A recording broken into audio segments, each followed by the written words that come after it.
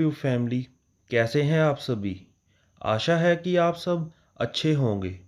स्वागत है आपका मेरे चैनल में Hindi horror stories with Munish.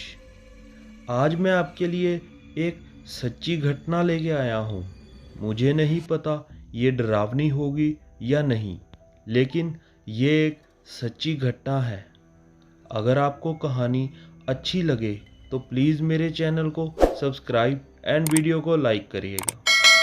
तो ज़्यादा टाइम वेस्ट ना करते हुए चलिए शुरू करते हैं। मेरा नाम लतिका करीम है। मेरे अब्बू बेकरी चलाते हैं। कुछ ही दिनों में मेरी शादी होने वाली थी, लेकिन तभी अचानक हमारे घर पर एक बड़ी मुसीबत आन पड़ी। दरअसल हमारा घर गैर मालिकाना जगह पर बना हुआ था, तो म्युनिसिपल कॉरपोरेशन की ओर से जगह छोड़ने का नोटिस आ गया। अब्बू ने मेरे मामू से मदद मांगी, तो उन्होंने हमारे रहने का इंतज़ाम नूर महल में करा दिया। अब हम नूर महल में पनाह तो ले लिए, लेकिन हमें उस जगह पर बड़ा भयानक एहसास हो रहा था, जैसे कोई दरिंदा किसी जिंदा इंसान को नोच रहा हो, जैसे कोई मासूम रो रो कर किसी से दया रहम की भीख मांग रहा हो। हमने यह बात अब्बू से कही तो हमें जमकर डांट पड़ी। उस समय हमारे घर के हालात इतने खस्ता हो चुके थे कि दिन रात मेरा पूरा परिवार उसी सोच में डूबा रहता था कि नूर मंजिल से जाना पड़ा तो फिर कहाँ जाएंगे। ना कोई बचत थी, ना कोई ज़मीन थी। जिसे अपना घर समझा था वह बस अब इतिहास बन चुका था। उस रात बहुत बारिश हुई। बारिश थमी तो बिजली चली गई। हमने सोचा घर की छत पर जाकर खुली हवा में सांस लेते हैं। अम्मी अब्बू तो ऊपर साथ आने से रहे।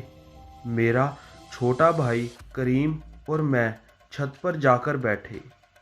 ऊपर काफ़ी अंधेरा था। अचानक करीम मुझसे गुस्सा हो गया। मैंने उसकी नाराज़गी का कारण पूछा तो वह मुझे ज़ोर से धक्का देकर नीचे भाग गया। उसकी ऐसी गुस्ताख हरकत से मैं चौंक गई। मेरा छोटा भाई कभी ऐसी हरकत नहीं करता था। अब मैं ऊपर वहाँ अकेली थी। तभी अचानक मेरे कान के पास सरसराहट महसूस हुई। किसी के बेहद पास होने का एहसास हुआ। आज भी उस मनहूस एहसास और तेज बदबूदार गंध को भूली नहीं हूँ। मैं फौरन नीचे चली जाना चाहती थी, लेकिन पीछे मुड़कर देखने की हिम्मत नहीं हो रही थी। एक पल के लिए मुझे ऐसा लगा जैसे मुझे कोई झूला झुला रहा हो। मेरी पीठ से हल्के हल्के धक्के महसूस होने लगे। उस खौफनाक एहसास से मेरी रूह तिलमिला उठी। मैं तुरंत जान लगाकर चीख पड़ी। कुछ ही देर में मेरे अब्बू और अम्मी वहाँ आ पहुँचे। अब मेरी समझ में आ चुका था कि करीम के साथ भी कुछ ऐसा ही हुआ होगा।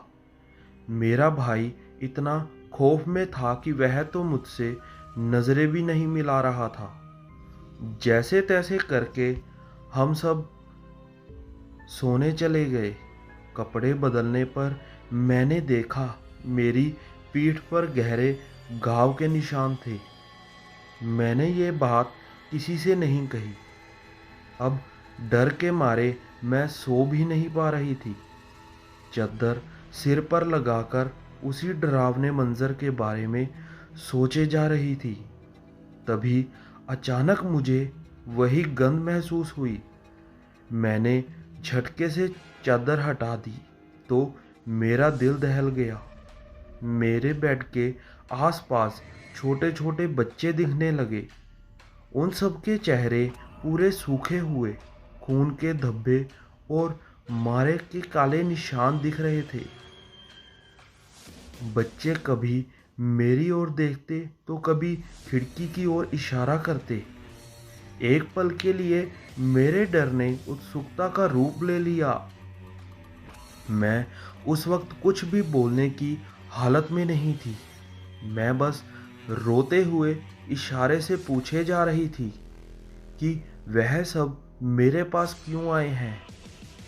कुछ देर यही खौफनाक मंजर बना रहा। मेरी रोने की आवाज़ सुनकर मेरी अम्मी जाग गई। उसने मेरे कंधे पर झंझोड़ कर मुझे उस अवस्था से बाहर किया। अम्मी ने मेरी बात इस बार गौर से सुनी।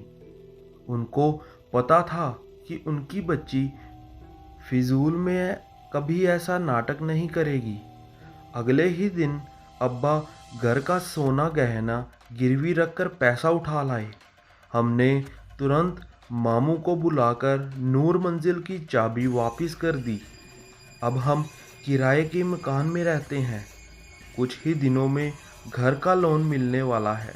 मकान नया बन जाएगा, लेकिन नूर मंजिल की खौफनाक याद सदा के लिए मेरे जहन में रहेगी।